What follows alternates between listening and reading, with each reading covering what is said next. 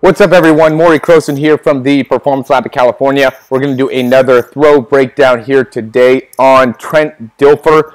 Trent Dilfer's obviously made a big name for himself both in the NFL and then also when he got done with the NFL, both as an announcer and as one of the, I don't know if he's the founder or the CEO of Elite 11. I know he's one of the big name guys within the Elite 11. So, for all the above reasons, thought we'd go ahead and do a breakdown on him. When going through and watching some of his film, what really stands out to me is really the adaptability of Trent Dilfer, of how he's able to throw from a lot of different positions when he's going through his career and also the different types of throws that he's making, which goes into the whole kind of thought process of, do you always want to be, one of the best things I think for quarterbacks is you got to be able to throw from a wide variety of situations. And it seems like Trent Dilfer does that extremely, extremely well. And by watching his stuff, you can probably pick up some of his abilities to achieve that and implement that into your own game. So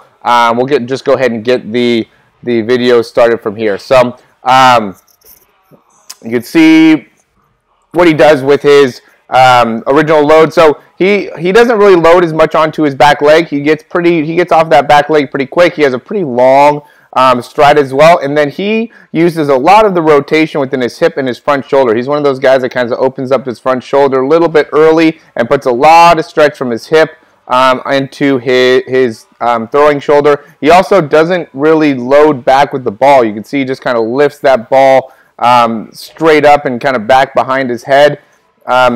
And then from there, he just goes right into the throw. So, there's a lot of differences in how you want to initiate the load within the throw. So I thought I'd just go ahead and show what his kind of strategy is, how he kind of lifts the ball up there, and then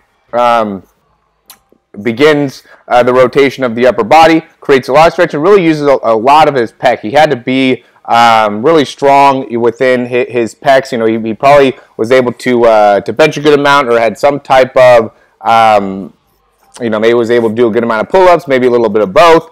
He definitely had a lot of strength within his shoulder joint, in particular the front part of his shoulder joint, because he was able to put so much stretch on it, and then it ends up being a big driver of his throw. You can see how far back he kind of leaves that leg back behind him, so he's not really getting a big push off of his lower body like some of the other quarterbacks are, but he still is able to obviously be a very effective thrower because of how much overall force he is able to put on the ball. Okay, this is a throw in the Super Bowl.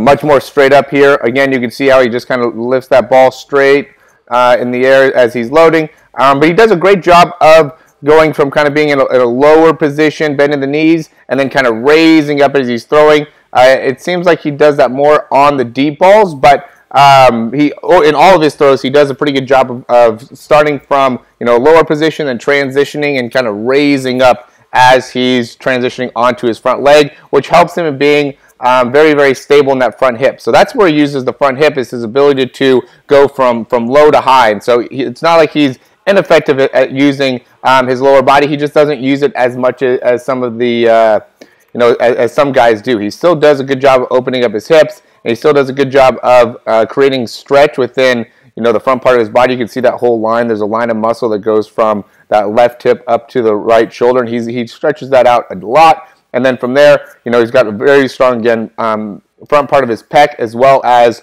a strong wrist flick there as he's getting rid of the ball. So that kind of ends up being a big part of how he's able to deliver the ball. But you can even notice how stiff his hip is as he's coming through. He's very, very strong on that left hip, because as he's coming through, he stops his body there, stops all the momentum as he's getting rid of the ball. So definitely something to take away from there. And then I thought this throw was freaking excellent throw here on the last one.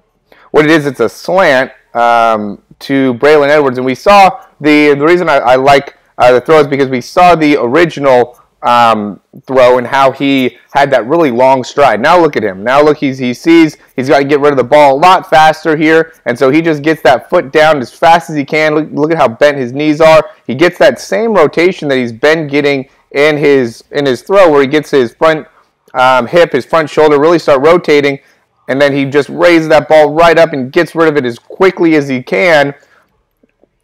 and ends up putting the ball right on the money, right? And that's why I opened up saying, hey, look, you got to be able to not always be able to get up onto your front leg and still deliver a good ball. You got to be able to not always have your feet in a nice, perfected position and still be able to get rid of the ball and be accurate. And you also have to be able to, get rid of the ball when you rush, and that's what you can see here. Is he saw, you can see what's kind of coming on or what's happening here. There's a blitz coming. Guy's got to pick it up. He knows he's got to get rid of the ball quickly, and so he just gets that left foot down right away. He goes through the same really mechanics, right? He opens up that front hip, opens up that front shoulder, gets rid of the ball as quickly as he can. This is where having that pec strength really helps him out, having that wrist ability really helps him out, but he's still able to get up onto his front leg, and he still delivers a very, very accurate ball in order to make it so now the Braylon Edwards actually scores here. So, again, point being, you can't always be comfortable as a quarterback, right? That's what makes it very, very different from being a pitcher, is that, sometimes you have to throw from you're not super comfortable foot position. You also got to be able to, throw not only when you're nice and relaxed and have plenty of time, but also when you're under duress and got to get rid of the ball quickly. And again, the key part of the higher you go is still being able to maintain that level of accuracy. And you can see Trent Dilfer did a really good job of being able to maintain really good accuracy, even though he had to change up how his foot position was or change up how quickly or slowly he was able to release the ball. So, just give some more information about Trent Dilfer. Obviously, NFL quarterback. He, there's always things to learn from whenever you played at the highest level, and I think that's definitely one of his better overall traits. I know within the Elite 11, he talks about trying to become a better leader, and one of the things that he thought that he could go and if he could do it all over again, be a better and more effective leader, but was able to win a Super Bowl. So at the same time, he had to have some positive leadership capabilities and abilities, and it seems like he does a really good job with the guys at Elite 11, at least within the shows and what we're able to see from the public view. So guys, just wanted to show you that video. If you have any questions, reach out to me. Morey at yourperformancelab.com is the email, and I would go in the link below. We have our blueprint to the perfect throw, as well as a link to go to our 5-month online quarterback program.